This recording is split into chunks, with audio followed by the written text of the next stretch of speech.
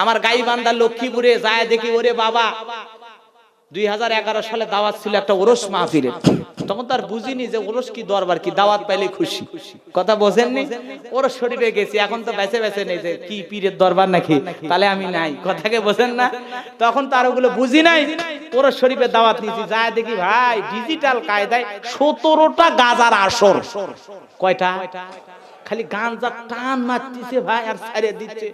হায় হায় হায়, একজন টান মারে আবার তাকে দেখে আসমানের ধোঁয়া ঠেকলেই মনে হয় সব, কথা বোঝেননি। 17 জন গাঞ্জার আসর বসে, আমি বললাম ভাই গাঞ্জা টানে যে আরেকজনের দিচ্ছেন লাভটা কি? কয় হুজুর বোঝেন না, মুসলমান রোগ ভালো করবে, গাঁজা খায় রোগ ভালো করব। দেখবেন না কিছু কিছু সিএনজির পিছনে লেখা থাকে গাঁজা খাবি খা, মরে যাবি যা, কথা কি বোঝেন? এই ভাই মনে আমার কথা মনে হয় বোঝেন। এই কথা বলতে যায় একটা কথা মনে পড়ে গেল। ট্রাক চেন না আপনারা? ট্রাক, হ্যাঁ, ট্রাকের নিচে লেখা থাকে ধন্যবাদ আবার আসবে, ধন্যবাদ। কথাটা কি বুঝলেন আমার? কি লেখা আছে? ধন্যবাদ আবার আসবো, এই কথাটা লেখা আছে। এখন একটা লোক মনে করেন ট্রাক দুর্ঘটনায় মনে করেন ট্রাকের সাথে ধাক্কা খায় কোনো মতে চেপা, কথা কি বুঝেন না, নাকে হোক মুখে হোক লাগছে এক জায়গায়, কথা কি বুঝতে পারছেন? তো ডাক্তার এসে ট্রিটমেন্ট করতেছে, কান দিচ্ছে, বউ চলাচ্ছে কান দিচ্ছে, সবাই আছে খালি কান দিচ্ছে কান দিচ্ছে, ওর কান্দন ভালো হচ্ছে না। পরিশেষে ডাক্তার থেকে বাবা মলম টলম সব তো লাগে দিচ্ছে, তারপর কান্দার কারণ কি? কয় আমি কান দিচ্ছি অন্য কারণ। ডাক্তার সাহেব কি হয়েছে? কয় আমার যে ট্রাক একবার মারা গেছে তাতে আমার কোনো সমস্যা নাই, কিন্তু ট্রাকের পিছনে লেখা আছে ধন্যবাদ আবার আসবো। আমি চিন্তা করতেছি এইবার ধাক্কা খায় তো এই অবস্থা হচ্ছে, কিন্তু ওই যে আবার আসছে আমার পরের বার যদি ধাক্কা লাগে কি যে অবস্থা হবে, এই ভয়ে আমি কান দিচ্ছি। কথা কি বোঝা যায় ভাই? আমার ভাইরা যে কথা বলতে চাচ্ছিলাম, মাজারে যায় দেখি বাবা রুগী তবলা বাজায়া, নারী পুরুষ একত্রে হয়া কঠিন একটা গান কয়া, আমি পাপী গুনাহগার বান্দা জহির কেমনে খবরে বাহাগার, ও জহির বাবা নৌকার মাঝি আমাই করিও পার। আছে না না? আর বাবা বলে নৌকার মাঝি পার করে দিবি, সুবহানাল্লাহ কোন দেখছেন? সুবহানাল্লাহ। আদম আলাইহিস সালাম, নূহ আলাইহিস সালাম, ইব্রাহিম আলাইহিস সালাম, মুসা আলাইহিস সালাম, তাদের কাছে হাসরের মানুষ ক্লান্ত হয়ে যায়, বলবে আপনারা দয়া করে সুপারিশ করেন। আদম নবী বলবে বাবা আজকে আমার যে কি হয়, ছোট্ট একটা ভুলে ছিলাম জান্নাতে গেলাম দুনিয়াতে, অতএব আমার মামলা নিয়ে আমি বিপদে, আমি পারবো না, সুবহানাল্লাহ কোন। নূহ আলাইহিস সালাম ডেকে বলবে বাবা রে এতই হিদায়াতের দাওয়াত দিলাম 950 বছর, নিজের ঘরে ছেলেটারে মানুষ বানাইতে পারলাম না, আজকে যে আমার কি অবস্থা হয় মালিকের সাথে, আমি বিপদে আছি, পারবো না। নূহ পারবে না, ঈসা পারবে না, মুসা পারবে না, বিশ্ব নবী রহমতের নবী সিরাতাম মুনির, আল্লাহু আকবার বলেন। সেই রহমতের নবী আল্লাহর কুদরতি কদমে সিজদায় পড়ে থেকে কাঁদবে, আল্লাহ বলবে হাবিবুল্লাহ আর সিজদা দিয়ে কাঁদতে হবে না, সিজদা মঞ্জুর, যা মন চাই বলেন, সমস্ত কথা সমস্ত সুপারিশ গ্রহণ করা হবে, সুবহানাল্লাহ। তাহলে নবী কথা বলবে, অন্য নবীরা চান্স পাবে না। আর তোমার বাবা নৌকা ভাড়া করে কবি আয় আয় বাবা আয় তো পার করে কলক তুলে, তুই আরে জীবনে কি রে তোর নামাজ লাগবি না, খালি আমি যে কায়দায় করছি এমন কায়দায় সিজদা দিব জান্নাত পার হয়ে জাহান্নামে যাব, কথা কোন। এইজন্য ভণ্ড বাবার দরবারে যাবেন না, হক্কানি আল্লাহওয়ালার দরবারে যান, কোনো আপত্তি নাই, কোনো আপত্তি নাই। বাংলাদেশে হক পীর আছে না নাই? নাম বলার দরকার নাই, কাউকে বলবো আর কাউকে বলবো না এগুলো বলার দরকার নাই। হক্কানি পীর কোনটা, আল্লাহওয়ালা কোনটা আপনারা নিজেরাই খুঁজে নেবেন, কথা কোন ঠিক না বেঠিক? যেই দরবারে নারী নাই, যেই দরবারের পীরের চেহারা দেখে বোঝা যায় নবীর সুন্নতি টুপি, নবীর সুন্নতি জুব্বা, কি সুন্দর চেহারা আছে না না, সেগুলো পীরের দরবারে যাবে। গাজারু মাদারু দরবারে যাব না ইনশা, কথা কি বোঝা গেল বাজান?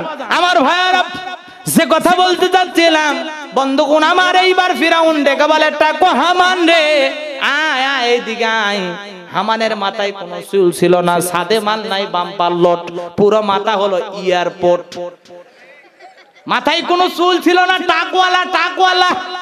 দেখে বলে হামান রে, একটা মুসা নামের ছেলে আসবে, ওর কারণে সিয়ার থাকবে না, জীবন থাকবে না, তা তো মেনে নেওয়া যায় না। উপায় বের করে কি করা যায়? হামান দেখে বলে নেতা, মাইট ইজ রাইট, জোর যার মূল্যক তার, যেহেতু ক্ষমতা আমাদের হাতে, আমরা যা ইচ্ছা তাই করব। যত ছেলে সন্তান আসবে সবাইকে জবাই করে পৃথিবীর জমিন থেকে বিদায় করে দেব, তাহলে তো আমাদের শত্রু পৃথিবীতে আসবে না। দুইজন মিলে ষড়যন্ত্র কইরা হাজার হাজার সন্তান হত্যা করা হলো বাজান। কেউ বলেছেন 40,000, কেউ বলেছেন 80,000। এত সন্তান হত্যা করার পর দবিরাকে ডেকে বলে, দবিরা দেখ তো, দেখ আমার শত্রু মুসা মরলো না বাঁচলো। দবিরা ডেকে বলে, নেতা যদি এত হাজার সন্তান বনি ইসরাইল মায়ের বুক খালি কইরা হত্যা করেছেন গো, কিন্তু আপনার শত্রু মুসা এখনো মায়ের কোলেই জীবিত আছে, সুস্থ আছে, ভালো আছে, কিন্তু কোথায় আছে আমি বলে দিতে পারবো না। সুবহানাল্লাহ বলেন।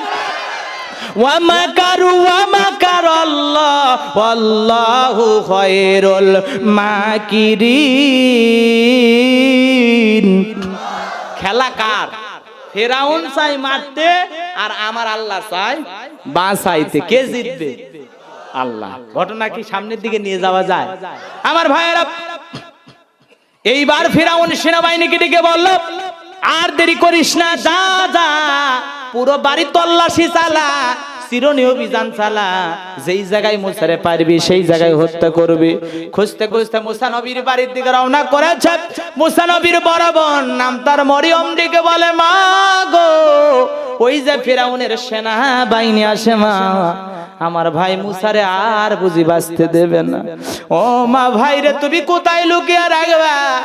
মুসা নবীর মা সন্তানকে এদিক দৌড়ায় ওদিক দৌড়ায়, কে যেন ইলহামের মাধ্যমে আওয়াজ দা বলে, মুসার মা,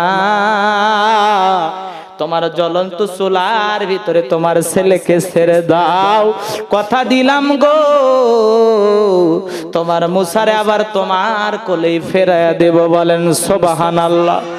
মুসার মার দেরি করলো না, জ্বলন্ত চুলার ভিতরে সন্তানকে ছেড়ে দিল। এইবার ফিরাউনের সেনাবাহিনী পুরো বাড়ি তল্লাশি চালায়া কোথাও সন্তান না পেয়ে যখন চলে গেল, মুসা নবীর বাবা দুইটা চোখের পানি ছেড়ে দিয়ে বলে, মুসার মা, ওই জালেমেরা যদি আমার চোখের সামনে মুসারে হত্যা করত, তবুও ছেলের লাশটা বুকে জড়ায় ধরে কাঁদতে পারতাম। আমার মুসারে তুই জ্বলন্ত আগুনের ভিতরে ছেড়ে দিলি রে।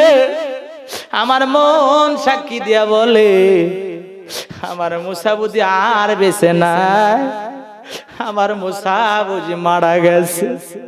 মুসা নবীর বাবা কান্দে, মুসা নবীর মাও কান্দে। মুসা নবীর মা বাবার অন্তরে দয়া মায়া আছে। ওরে সিরাজগঞ্জের মুসলমান ভাই, আমাদের মা বাবার অন্তরে বুঝি দয়া মায়া নাই। আজকে কত ডিজিটাল যুবক একটু সুন্দরী বধূ পাওয়ার কারণে মার মনে কষ্ট দাও, বাবার মনে আঘাত দাও রে যুবক। আল্লাহ রাব্বুল আলামিন ডেকে বলেন, অকদা রাব্বুকা আল্লা তা'বুদু ইল্লা ইয়্যাহু ওয়া বিল ওয়ালিদাইনি ইহসানা। আল্লাহু আকবার। আল্লাহ বলেন, আমার গোলামি করো, আমার ইবাদত করো, আমার দাসত্ব গোলামির সাথে কাউকে শরীক করো না। আর আমার ইবাদতের পর তোমাদের দায়িত্ব হলো তোমরা সবাই তোমাদের পিতামাতার সাথে সুন্দর আচরণ করবা, ভালো ব্যবহার করবা। কোন জায়গায় কি কথা বলতে চাইছি বাজান সব আমার মনে আছে। হঠাৎ করে যখন মার কথা বললাম, একটু মার আলোচনা যদি 10টা মিনিট করি কষ্ট হবে ভাই।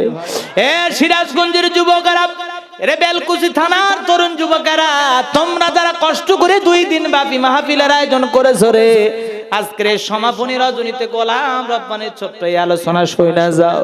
আমার ভাইরা, 2013 সাল পত্রিকায় একটা কলম পড়েছিলাম, ছেলেটার নাম ছিল আব্দুল মালিক। আমার ভাইরা, ছোট্ট বেলায় চোখ দিয়া পুষ পড়তো, পানি পড়তো, চোখ দিয়া ভালো দেখতে পারতো না।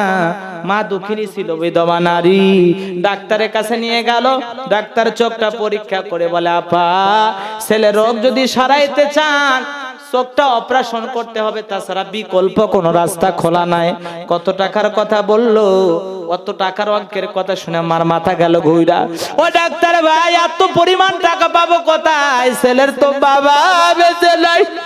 আবার ভাইরা মা এইবার দুইটা চোখের পানি ছেড়ে দিয়ে কাঁদে। হঠাৎ করে নিজের দুইটা চোখের কথা মনে পড়ে গেল।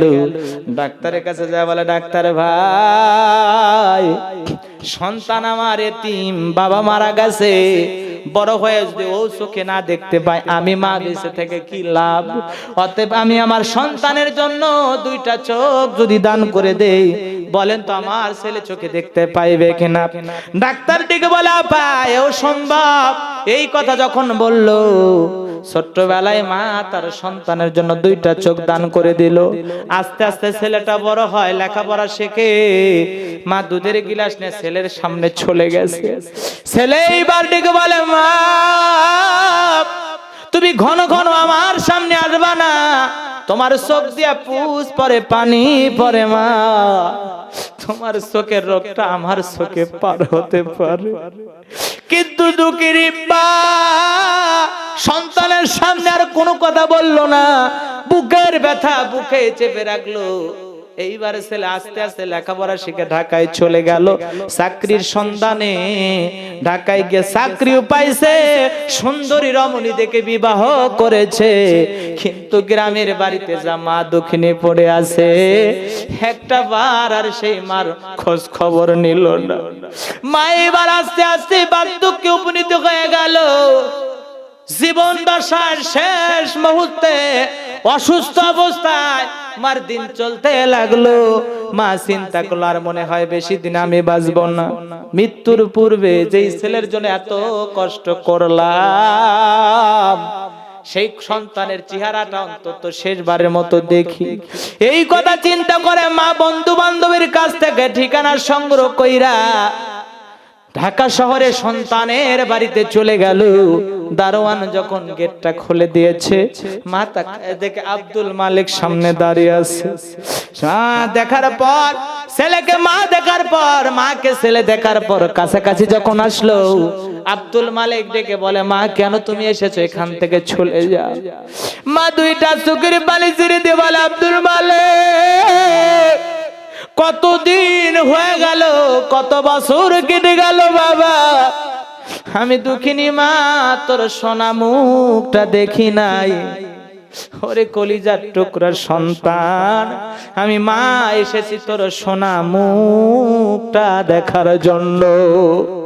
আমার ভাইয়েরা, এইবার আব্দুল মালিক কয়েকটা টাকা হাতে ধরিয়ে দিয়ে বলে, মা এখান থেকে তুমি চলে যাও, আমার স্ত্রী শাশুড়ি যদি আসে পরিচয় দিতে পারবো না। এমত অবস্থায় স্ত্রী হঠাৎ করে চলে এসেছে। জিজ্ঞাসা করে, প্রাণের স্বামী রে, বলতো বলতো এই মহিলাটাকে? সন্তান মা দক্ষিণীর পরিচয় গোপন করে বলে, এইটা আমার গ্রামের বাড়ির কাজের মহিলা। এই কথা যখন বলেছে, স্ত্রী যখন ওখান থেকে বিদায় এনে চলে গেল, মা দুঃখিনী দুইটা চোখের পানি ছেড়ে দিয়ে বলে, আব্দুল মালিক কত রাত এমন কেটে গেছে বাবা, আমি দুঃখিনী মা সারা রাত জেগে জেগে তোরে পাহারা দিয়েছিলাম রে বাবা। একটু যদি জ্বর হয়েছে, আমি মা সারা রাত জেগে জেগে তোর কপালে পানি দিয়েছিলাম রে বাবা। তোর যদি রোগটা সারতে দেরি হইতো,